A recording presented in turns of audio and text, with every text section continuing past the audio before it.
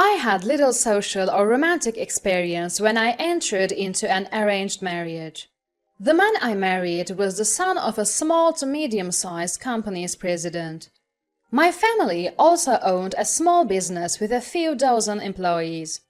Our parents probably met somewhere and, realizing they had children of marriageable age, arranged our meeting.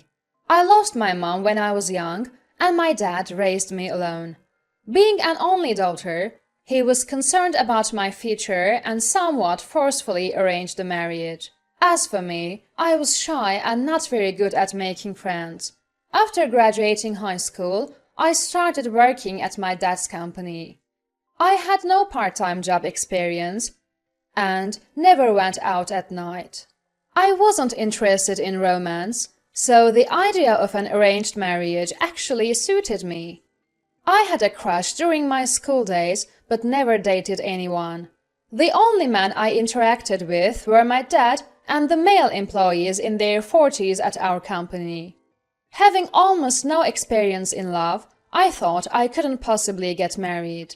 However, I was lucky to have this arranged marriage opportunity, and I wanted to put my dad at ease, so everything went smoothly and led to marriage. My husband was 3 years older than me, but looked much younger. He also joined his dad's company after high school and was expected to become its president. The business was doing well, and, as it turned out, he was quite my type. I fell for him at our first meeting but couldn't make the first move. To my surprise, he proposed during our second meeting alone. Overwhelmed with joy, I happily accepted. And so, after just 2 meetings, we got married, and he became my husband. Our married life began in his parents' home. He wanted to stay close to observe his dad's work, as he would eventually take over the company. I moved in with my husband's parents as per the arrangement.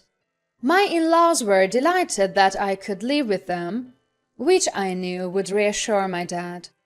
But this feeling was short-lived, starting from the second day of our marriage. I lost my mother when I was young, so I can do all kinds of household chores. Well, I thought I could. That morning, as I went down to make breakfast before my husband woke up, I found my mother-in-law, Grace, already awake. "Oh, good morning.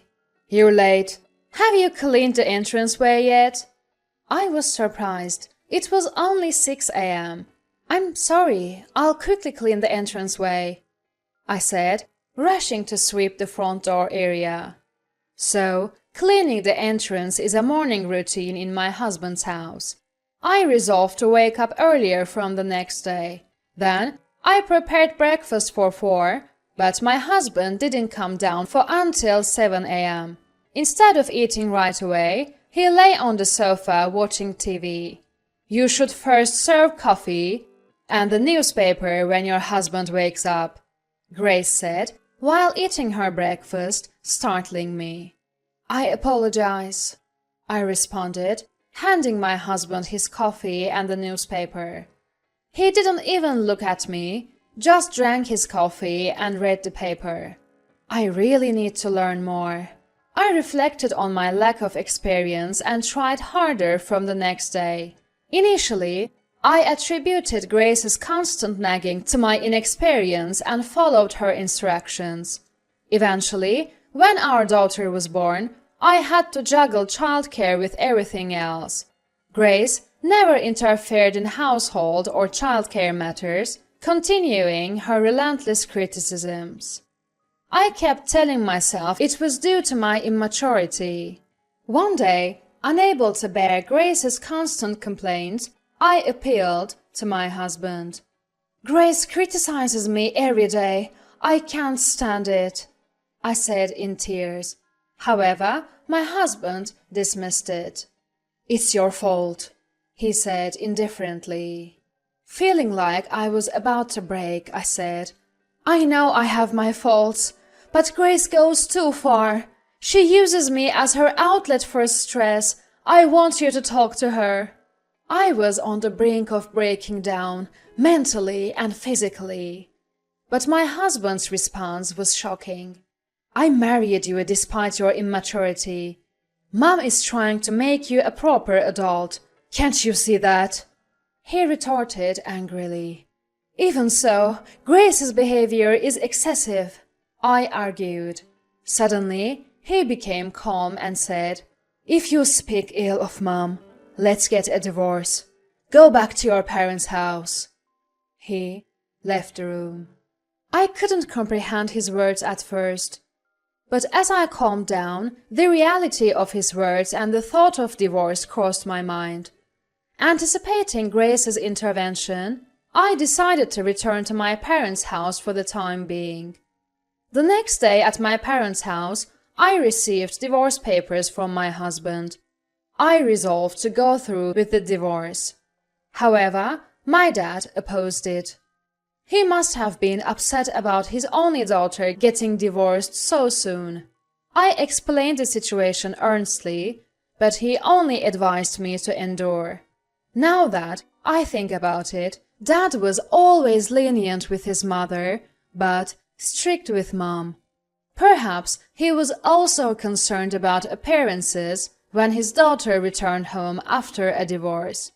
In the end, Dad took me back home, where I apologized to my husband and Grace, and things went back to how they were. But since then, Grace's criticisms escalated. One day, as I was busy with household chores, "Coffee," Grace said. Surprised, I replied, "Yes," and served her coffee. It was the first time Grace had asked me for something, though my husband often did. I usually did the cooking, cleaning, and tidying up, but had never been asked to bring coffee or anything else. Maybe she's tired? I thought at the time, but then it continued the next day and the day after. "Coffee, newspaper." She would just sit on the sofa, not moving at all.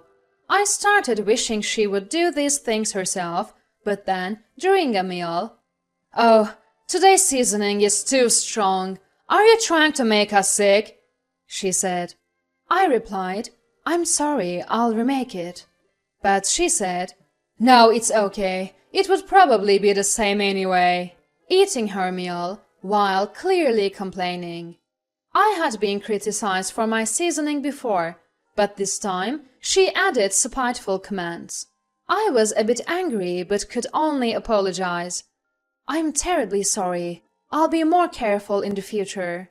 I apologized again. My husband and father-in-law, Daniel, seemed unconcerned, laughing while watching TV. Only my daughter looked at me with concern. Honestly, I didn't want her to see me being scolded. That's why, even when Grace criticized me, I would just say, "Understood," and try to ignore it. But perhaps that bothered her. Her criticisms began to extend to my daughter. "It's the parent's fault if the child doesn't have manners. Since the parent lacks manners, the child becomes ill-mannered too," she would say loudly in front of my daughter. That was too much. "Please, Grace, could you speak a little softer?" I asked, but she became hysterical. "You're the one who raised her that way. I'm just trying to teach her properly, and you're making me out to be the villain?" she screamed. Even my husband finally noticed and asked, "What's going on?" But when I explained, he said, "Well, you can't blame her," defending Grace. From then on, Grace would call me over for any little thing and berate me. In my younger days, I thought it was my inadequacies that upset Grace. Now, I realize it's different. She just wants to torment her daughter-in-law. Realizing this, I gradually started to feel a sense of disgust towards Grace. However, as long as we lived together, I had to see her face every day. Whenever I mentioned wanting to visit my parents, "Planning to neglect your duties here? You've become quite presumptuous," she would complain. Fearing her complaints if I went back home without permission, I hardly ever returned after getting married. During this time, my real dad passed away in a traffic accident. It was so sudden that I was in shock, but I couldn't listen to Grace's nagging anymore and rushed to my family home. I was too busy to remember what happened next. My dad's business collapsed, unable to recover after his sudden death. The company's lawyer, a friend of Dad's, handled all the paperwork, allowing me to stay beside Dad's portrait. Then, unexpectedly, the lawyer informed me of an inheritance from Dad. Being an only child, some real estate was left to me even after paying the final salaries to the employees. Despite my limited contact with him after marriage, Dad had always been concerned about me. Mixed feelings of happiness and regret for not being able to return home earlier overwhelmed me, and I couldn't stop crying. The inheritance amounted to a substantial sum of $1.2 million. I was surprised by the amount, but my husband's reaction was even more striking. He accompanied me to hear the will, unable to hide his delight even though it was right after Dad's death. His mind seemed entirely preoccupied with the inheritance. I looked at him and felt the same disgust I had for Grace. He had ignored my struggles with Grace, never helped with childcare or Daniel's company, just idly spent his days at home. I vowed to myself, who says I have to give him the inheritance? And began to contemplate a plan. As expected, when everything was settled and I returned home, Grace was waiting.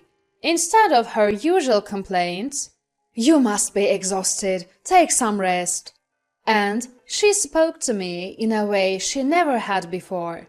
In the decades since our marriage, I had never once received words of comfort from her. I was speechless at her sudden change, but her next words made everything clear. "By the way, I heard your dad left you an inheritance." I realized then. Grace was after my inheritance. I realized that my feelings had progressed from anger to hatred. Trying to hide my emotions, I calmly said, "Yes, that's right," while suppressing my loathing. "We'll be busy now. Our company needs rejuvenating," Grace mentioned, eyeing my inheritance as a means to revitalize their business. The fact that she could discuss such matters so soon after my dad's passing shocked me. "Yeah, the car's been acting up lately too," my husband chimed in, clearly in a good mood. The thought of both Grace and my husband talking like this intensified my hatred. Sensing something was off, my daughter suggested, "Mom, let's take a break," and led me to our room. Thanks to her, I managed to escape the situation. From then on, Grace stopped her nagging, and she and my husband would excitedly discuss plans for reviving the company and look at catalogs for new cars. I suppressed my hatred as I went through each day. In a bold move, they even appointed my husband as the president of the company. He began spending lavishly, giving bonuses to employees and investing in new equipment without restraint. The employees, initially puzzled, soon praised the new president as they benefited from his generosity, and the company buzzed with new life. Even our home gradually underwent renovations, with new appliances for household chores. For a moment, I thought that maybe, if life continued like this, free from criticism and relatively peaceful, it might be bearable. But when I thought of decades of mistreatment and the way Grace and my husband were using that inheritance as if it were their own, my hatred returned, stronger than ever, and I knew I had to execute my plan. The day to put my plan into action arrived. That day was the company's recreational trip. They had never mentioned such a trip before, but this time they decided to take all the employees. Of course, I was not taken along. My husband and in-laws left cheerfully. As soon as they departed, my daughter and I began our plan. We had a moving truck ready, which filled with our packed belongings and moved to an apartment I had secretly bought. After Dad's death and my return home, my daughter and I had discussed and decided to buy an apartment to live in, just the two of us. We had slowly acquired furniture for our immediate needs. Previously, Grace's watchful eye would have made it impossible for me to live freely. However, recently she had become more outgoing, and when I went out, she didn't complain but saw me off without a word. I had been shopping with my daughter for furniture and appliances for our new home. She surprisingly agreed to the plan. Typically quiet and reserved like me, she rarely spoke at home, only discussing her school life occasionally. She had always known about Grace's bullying and had supported and defended me. Grace's mood swings often affected her too, which is why she agreed to the plan. I had been mostly forbidden by Grace to go out with my daughter, as she claimed it would neglect the household chores. Now, being able to shop together and visit apartments, I felt truly happy. My husband and in-laws, unaware of this, must have been enjoying their trip. I regretted that I would not be able to see their surprised faces when they returned the next day. And then they came back from the trip in high spirits. I don't know what happened after that. The day after they returned from the trip, I received an angry call from my husband. "What are you doing? Where are you?" he shouted. "I can no longer live with your family. That's why I left the house. My daughter is with me," I calmly replied. "I've been supporting your immaturity all this time." His words confirmed he had always looked down on me. So, he never said or did anything, even though he knew Grace was bullying me. I regretted not seeing his true nature despite years together. But now, I feel no affection for my husband. "I won't accept this," he keeps saying. "You are now a stranger to me," I replied. "What are you saying? We haven't even signed divorce papers." He laughed, but I had the last laugh. "You had gave me the divorce papers, remember? Grace's name was even written as a witness." In fact, I had the divorce papers. Previously, when I was driven out of the house, the divorce papers had been sent to my parents' home, and I kept them hidden instead of throwing them away. After Dad died, I had filed the divorce papers as part of my plan. In reality, we had been strangers for a long time. His response was silence. Then I heard Grace's familiar voice. "Do you realize what you've done? This is a crime." Grace's voice, always scolding me, echoed in my ears. I calmly replied, "It's not a crime, Grace. You were the witness on the divorce papers."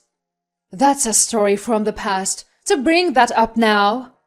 Grace shouted and hurled insults at me. "I've endured your constant nagging every day. Even when you gave me divorce papers, I tolerated it and continued to live. But now you're using the inheritance Dad left me for various expenses, aren't you?" "Well, that's—" Grace tried to make excuses, but I interrupted her.